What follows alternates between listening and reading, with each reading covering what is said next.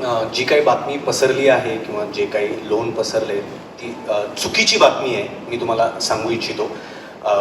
श्रावणी मॅडमांना 35% पडले, त्या नापास झालेल्या नाही आहेत. मुळात काय, शिक्षण असो काही असो, मेहनत ही फार महत्त्वाची असते. मेहनत घेतली गेली पाहिजे. आम्ही राजकारणात प्रवेश केला हा मुळात जनतेच्या सेवेसाठीच केलेला आहे. आम्ही चांगलं काम केलं, वाईट काम केलं, टीका आमच्यावरती होतेच.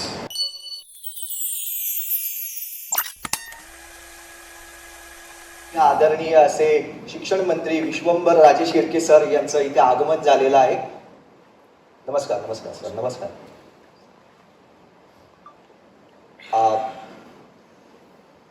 सर, सगळ्यात पहिल्यांदा तर आम्ही सगळेच जण याच्याकरता जमलेलो आहोत की कालपासून हे जे लोन पेटलेलं आहे, सगळीकडे बातम्या पसरलेल्या आहेत की शिक्षण मंत्र्यांचीच मुलगी नापास झालेली आहे.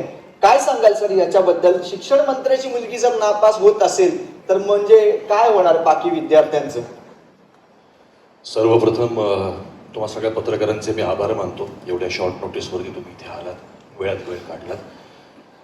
मुद्दा असा आहे की जो प्रश्न तुम्ही विचारलात, तर काल परवापासून जो एक गदारोळ उठलाय, शिक्षण मंत्र्याची मुलगी नापास, शिक्षण मंत्र्याच्या घरातच अभ्यासाचा अभाव, दिव्याखाली अंधार वगैरे वगैरे, हो, तर मला असं वाटलं की ह्या विषयावरती समोर येऊन बोलणं फार गरजेचं आहे. एक जबाबदार व्यक्ती म्हणून, एक राजकारणी म्हणून, राज्याचा शिक्षण मंत्री म्हणून याविषयी भाष्य करणं मला फार गरजेचं वाटलं. म्हणून आजची ही पत्रकार परिषद आपण घेत होतो. तो मुद्दा असा, जी काही बातमी 2 दिवस पसरलेली आहे ती बातमी अतिशय चुकीची आहे. सत्य काय आहे ते मला असं वाटतं सगळ्या समोर सांग. जी काही बातमी पसरली आहे किंवा जे काही लोन पसरले ती चुकीची बातमी आहे. मी तुम्हाला सांगू इच्छितो. श्रावणी मॅडमांना 35% पडले, त्या नापास झालेल्या नाही आहेत. सो जे कोणी पसरवलं आहे ते सांगतीलच साहेब, पण त्या नापास झालेल्या नाही आहेत. त्यांना 35% पडलेत. 35%? म्हणजे शिक्षण मंत्र्यांची मुलगी आणि त्याला 35% मार्क मिळत आहेत? नाही दादा, मी तुम्हाला थांबवतो. काय आहे, तो आम्ही पेपर रिचेकिंगला टाकलाय. अच्छा. त्यामुळं मला असं वाटतंय जे काही अजून यायचं आहे रिझल्ट, खरा रिझल्ट आपल्याला कळेल, पण त्याआधीच जे काही चालू आहे ते मला वाटतंय साहेब सांगतीलच. पण तसं काही नाही आहे. म्हणजे नापास होणं 35% आहेत, प्लस आम्ही रिचेकिंगला सुद्धा टाकलंय. सो ती बातमी आपल्याला कळून जाईल. जे काही खरी आहे ते सगळं सगळ्यांसमोर येईल. बरोबर आहे. आणि मला असं वाटतं की तुमचा मुद्दा अतिशय योग्य आहे आणि रिचेकिंग मधनं यातलं जे सत्य आहे ते निश्चितपणाने यावं. आणि मला असं वाटतं की मार्क किती मिळत आहेत हे महत्त्वाचं नाहीये, तर त्यासाठी आपण त्या परीक्षेकरता किती प्रामाणिकपणानं मेहनत करतो आहोत आणि किती प्रामाणिकपणानं आपण त्या परीक्षेला सामोरं जातो आहोत. मला असं वाटतं हे महत्वाचं, ही मेहनत महत्वाची, हा प्रामाणिक, त्याचा मागचं श्रावणी मॅडमांचं कष्ट, तो प्रामाणिकपणा, बरोबर, हे महत्वाचं आहे. ते डावलून जर आपण या गोष्टी अशा त्या पण चुकीच्या बातमी जर पसरवत असो तर ते मला वाटतं बरोबर नाही. त्याच्यामागचा प्रामाणिकपणा बघितला गेला पाहिजे. मला वाटतं मंत्री साहेबांनी सुद्धा अशा पद्धतीनं काहीतरी विचार करायला हवा की याच्या पुढेही मार्कांमध्ये विद्यार्थ्यांना न पाहता येता त्यांची मेहनत किती आहे, त्यांच्यात मुळात स्किल किती आहेत, याबद्दल काहीतरी आपल्या शैक्षणिक धोरणामध्ये काहीतरी बदल व्हावा पाहिजे असं आम्हाला म्हणजे एक नागरिक म्हणून वाटतं. मुळात काय, शिक्षण असो काही असो, मेहनत ही फार महत्त्वाची असते. मेहनत घेतली गेली पाहिजे. आम्ही राजकारणात प्रवेश केला हा मुळात जनतेच्या सेवेसाठीच केलेला आहे. आम्ही चांगलं काम केलं, वाईट काम केलं, टीका आमच्यावरती होतेच. मुद्दा तो नाही आहे. तर मुद्दा असा आहे की जे तुम्ही म्हणालात की धोरणांमध्ये बदल करण्याची गरज आहे का, तर ह्याविषयी एक अगदीच थोडक्यात सांगतो. आत्ताच एक वरती मीटिंग चालू होती, त्या मीटिंग बंद सप्ताह आम्ही या पत्रकार परिषदेमध्ये आलेलो आहोत. राज्यातल्या विद्यार्थ्यांसाठी, जनतेसाठी एक खूप छान अशी योजना आम्ही आणतो आहोत. ती योजना येत्या 26 तारखेला सगळ्यांसमोर येईल. अतिशय महत्वाची, आणि मला असं वाटतं की महाराष्ट्रामध्ये पहिल्यांदाच अशा प्रकारची योजना आम्ही राबवण्याचा प्रयत्न करणार आहोत. ही योजना काय असणार आहे हे येत्या 19 तारखेपासून टप्प्याटप्प्याने तुमच्या समोर येतच राहील. त्या योजनेची घोषणा जी आहे ती आम्ही येत्या 26 तारखेला करणार आहोत. पण नक्कीच त्या योजनेचा महाराष्ट्रातल्या विद्यार्थ्यांना, मुलांना, मुलींना खूप त्याचा लाभ होणार आहे, फायदा होणार आहे. सर, 10वी आणि 12वीच्या सुद्धा आता परीक्षा येत आहेत, तर त्याच्याबद्दल तुम्ही काही उपाययोजना काही सुरू केलेल्या आहेत का? 10वी आणि 12वीच्या विद्यार्थ्यांना परीक्षा केंद्रांवरती गेले काही वर्ष असं दिसून आलं की खूप प्रकारचे अडचणी असतात, बरोबर. पुरेशी यंत्रणा तिथे अवेलेबल नसते. हा. तर या सगळ्याचा अभ्यास करून अशा प्रकारची कुठलीही अडचण विद्यार्थ्यांना होणार नाही, जेणेकरून परीक्षा सुरळीत पार पडतील यासाठी सरकारने पूर्ण खबरदारी घेतलेली आहे. सो यंत्रणा आमची पूर्णपणे सज्ज आहे आणि 10वी आणि 12वीच्या विद्यार्थ्यांच्या ह्या ज्या परीक्षा आहेत किंवा त्यांच्या पुढची जी काही ऍडमिशनची प्रोसेस असते ती प्रोसेस सुद्धा व्यवस्थित सुरळीतपणे पार पाडली जाईल. या पद्धतीने चांगलं काम कसं करता येईल ह्याची एक योजना आम्ही तयार केलेली आहे आणि ती आता लवकरच येईल. सो पुन्हा एकदा 10वी आणि 12वीच्या विद्यार्थ्यांना या निमित्ताने पत्रकार परिषद आहे तर मी खूप खूप शुभेच्छा देतो. चांगला अभ्यास करा, यश तुमचंच आहे. वा वा वा, धन्यवाद सर. मला असं वाटतं की इतका उत्तम आपल्याला शिक्षण मंत्री लाभलेला आहे याचं खऱ्या अर्थानं आम्हाला भाग्यच वाटतं आहे, आम्हाला आनंद होतो आहे. पण सर आज आम्ही इथं आलेलो आहोत तर काही प्रश्न आहेत आमच्या मनामध्ये जे सातत्याने आमच्या मनामध्ये असतात, पण आम्हाला तुम्हाला विचारण्याची संधी अशी समोरासमोर कधी मिळत नाही कारण तुम्ही तुमच्या कामामध्ये व्यस्त असता. मला सांगा बरं की सर, कोणतीही राजकीय पार्श्वभूमी नसताना तुम्ही आज एक शिक्षण मंत्री म्हणून एक कॅबिनेट मंत्रीपद मिळवलेलं आहे, तर हा प्रवास कसा आहे याच्याबद्दल आम्हाला जाणून घ्यायला आवडेल. मेहनत आणि चिकाटी फार महत्वाची असते कुठल्याही क्षेत्रामध्ये. राजकारण आम्ही निवडलं, एक क्षेत्र आम्ही निवडलं कारण जनतेची सेवा, बरोबर, लोकांचे प्रश्न सोडवणे, त्यांना मदत करणे हा या आमचा मूळ हेतू आहे. एक सामान्य कार्यकर्ता म्हणून काम केलं, कुठल्याही पदाची कुठल्याही खुर्चीची अपेक्षा न ठेवता इथपर्यंत हे पोहोचलो. याच्या मागे मला असं वाटतं की सगळ्यात जास्त हात आहे हा आपल्या जनतेचा आहे, लोकांचा आहे, त्यांच्या प्रेमाचा आहे की त्यांनी माझ्यावर माझ्या कामावरती विश्वास ठेवला आणि आज इथपर्यंत या कॅबिनेट मंत्रीपदापर्यंत मला आणून बसवलेला आहे. तर मला असं वाटतंय की या प्रवासात जे जे लोक मला भेटले, जी मंडळी माझ्या बरोबर होती त्यांचं मी कायमच ऋणी राहीन. कारण मला असं वाटतं की त्यांच्याशिवाय हा प्रवास कठीण होता. वेळोवेळी त्यांनी जी साथ दिली, तिची साथ मिळाली, त्यामुळेच मी इथपर्यंत पोहोचलेलो आहे. आणि जसं बॅकग्राऊंड असो नसो, मला असं वाटतं की तुमचा हेतू फार चांगला असेल तर तुम्ही त्या यशाच्या शिखरावरती पोहोचताच. वा वा वा, म्हणजे तुम्ही आता आपण थोड्या वेळापूर्वी म्हटलं तेच अगदी तुमचं सुद्धा म्हणणं आहे की विद्यार्थ्यांना गुण किती मिळत आहेत याच्यापेक्षा जास्त महत्वाचं आहे की त्यांची मेहनत आणि त्यांचा प्रामाणिकपणा.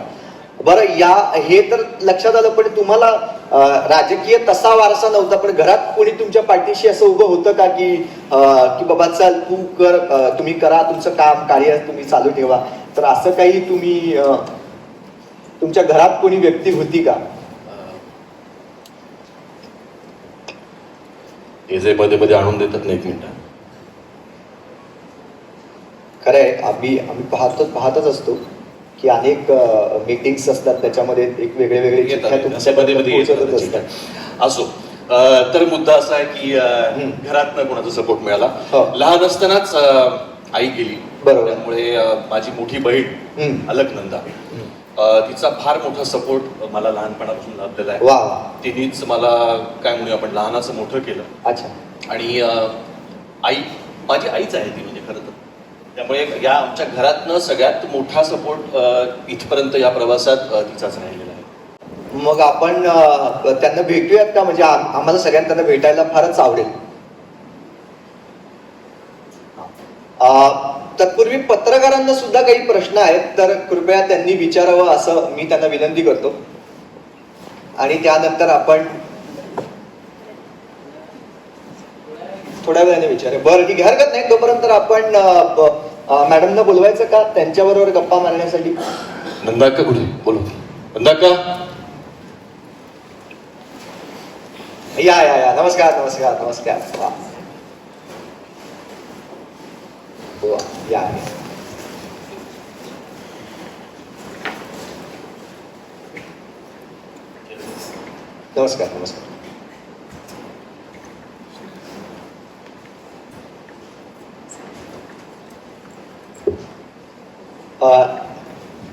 आत्ताच यांनी सांगितलं आम्हाला की तुम्ही ताई जरी असलात तरी सुद्धा आईची माया तुम्ही यांच्यावरती केलेली आहे आणि यांना त्यांच्या कारकिर्दीमध्ये तुम्ही सगळ्यात जास्त प्रोत्साहन दिलेलं आहे. तर काय सांगाल आम्हाला आपल्या भावाबद्दल?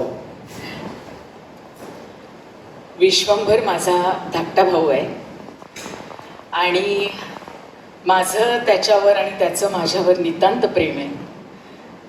आज एवढ्या मोठ्या पदावरती तो आहे, एवढं त्यांनी यशाचं शिखर गाठलेलं आहे, ह्याचा मला अत्यंत आनंद आहे.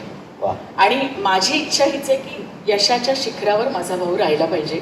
त्याचं यश बघणं ह्याच्यासाठीच मी त्याच्या पाठीशी आहे सदैव. वा वा वा, एक निस्वार्थ प्रेम आपल्याला याच्यातनं दिसत आहे भावा बहिणीचं, बरोबर आहे की नाही? अगदी अगदी. तुम्ही कधी काही हट्ट वगैरे करता का भावाकडे की ही गोष्ट मला हवी आहे किंवा नको आहे वगैरे, असं काही कधी? माझ्या मनातल्या गोष्टीच तो इतक्या पटकन जाणतो की हट्ट करायची वेळच येत नाही. वा. मला एखादी गोष्ट हवी आहे हे त्याला कळलं की ती गोष्ट माझ्यासमोर हजर असते. इतका माझा भाऊ माझी काळजी घेत असतो. वा वा वा वा वा, किती छान. बरं, मला म्हणजे तुम्हाला असं विचारायचंय की राजकारणी लोक जी असतात, बरोबर आहे, त्यांचा एक दिसण्याचा चेहरा वेगळा असतो आणि खरोखरीच एक चेहरा वेगळा असतो. तर असं काही तुम्हाला जाणवतं का कधी? कारण त्यांना विचारलं तर ते मला असं वाटतं पॉलिटिकलच उत्तर देतील आम्हाला. तर तुम्ही एक गृहिणी आहात, त्याच्यामुळे तुम्ही एक प्रामाणिक उत्तर आम्हाला द्याल असं आम्हाला वाटतंय, म्हणून मी हा प्रश्न तुम्हाला विचारतो. कदाचित ते चेहरे मुखवटे हा प्रकार असूही शकतो, पण आमच्या घरापुरतं बोलायचं झालं तर आमच्या कुटुंबामध्ये एकमेकांवर खूप प्रेम आहे. आमच्याकडे हा प्रकार नाही, आत एक बाहेर एक. वा. आमच्याकडे सगळ्या गोष्टी प्रेमानेच सॉर्ट आउट केल्या जातात. वा वा, म्हणजे थोडक्यात असं आहे की राजकारण हे घराच्या बाहेर आहे, घरात मात्र कुठल्याही प्रकारचं राजकारण नाही. कौटुंबिक प्रेम आहे आमच्याकडे. वा वा वा वा वा, किती छान. आमच्या घरामध्ये वाद नाही, संवाद आहे. वा वा वा. बरं, आम्ही एक गोष्ट ऐकली, ही गोष्ट कितपत खरी आहे की ही जी बातमी आहे की शिक्षण मंत्र्यांची मुलगी नापास झाली, ही बातमी जी आहे ती आमच्या सूत्रांनी आम्हाला असं सांगितलेलं आहे की ही बातमी तुमच्याच घरच्यांनी कोणीतरी आम्हाला दिलेली आहे. काय बोलताय तुम्ही हो? घरातली माणसं कधी बाहेर अशा गोष्टी सांगतील का? हे विरोधकांनी केलेलं कांड आहे, रचलेलं कांड आहे आमच्या विश्वंभरच्या विरोधात, दुसरं काही नाही. आणि याच्यावरती कोणीही विश्वास ठेवू नये अशी माझी प्रामाणिक विनंती आहे तुम्हाला सगळ्यांना. सर, घरातनं वगैरे असं बाहेर पसरवलेलं नाहीये. नाही सर, तुम्हाला असंच वाटते की हे विरोधकांचं कारस्थान आहे म्हणून? मी मगाशी म्हणालो तसं, चांगलं काम केलं वाईट काम केलं तरी विरोधक हे बोलतातच, कारण त्यांचं कामच आहे विरोध करणं. बरोबर. त्यामुळे मला असं वाटतंय की जे नंदाक्का म्हणाली ते बरोबर आहे. चांगल्या कामाला कुठेतरी एक गालबोट लावायची गरज असते ना, तशा प्रकारचा एक हा उठवलेला प्रश्न आहे जो कालपासून करत होता. आणि म्हणूनच आज समोर येऊन बोलणं गरजेचं होतं, त्यासाठी जे केलेलं आहे. अगेन विरोधकांचं काम आहे, त्यांना त्यांचं काम करू दे. माझं काम मी करत राहतो, चांगलं काम करणं हेच माझ्या हातात आहे आणि मी ते करत राहणार. पण अगेन जसं हे म्हणाल तसं की आमच्या घरातनं ही कुठल्याही प्रकारची अशा प्रकारची बातमी ही गेलेली नाही. विरोधकांनी मांडलेलं हे षडयंत्रच होतं. मोक्षा, ये बाळगे. हा, मोक्षा, तुमच्या मुलीचं नाव श्रावणी आहे असं आम्हा सगळ्यांना माहिती होतं. मोक्षा माझ्या नंदाक्काची मुलगी. माझी अच्छा. भाची असली तरी ती मला मुलीसारखीच आहे. अच्छा. अत्यंत हुशार आहे हा. आणि तिचा मला अभिमान आहे. मला सांग काय करतेस? नमस्कार सगळ्यांना. तुम्हा सगळ्यांना सर्वप्रथम मकर संक्रांतीच्या खूप खूप शुभेच्छा. मी सध्या MBA करते आणि लवकरच MBA संपल्यानंतर स्वतःचा बिझनेस सुरू करणार आहे. सो हे आता प्लॅन्स आहेत माझे. मामाच्या आशीर्वादाने आणि माझ्या आईच्या आशीर्वादाने हे सगळं छान सक्सेसफुल होणार आहे, यात काहीच शंका नाही आहे मला. म्हणजे आता माहेरचं नाव मोठं करतेय, पुढे जाऊन सासरचं नाव मोठं करणार आहे. वा वा वा वा वा वा वा, किती छान.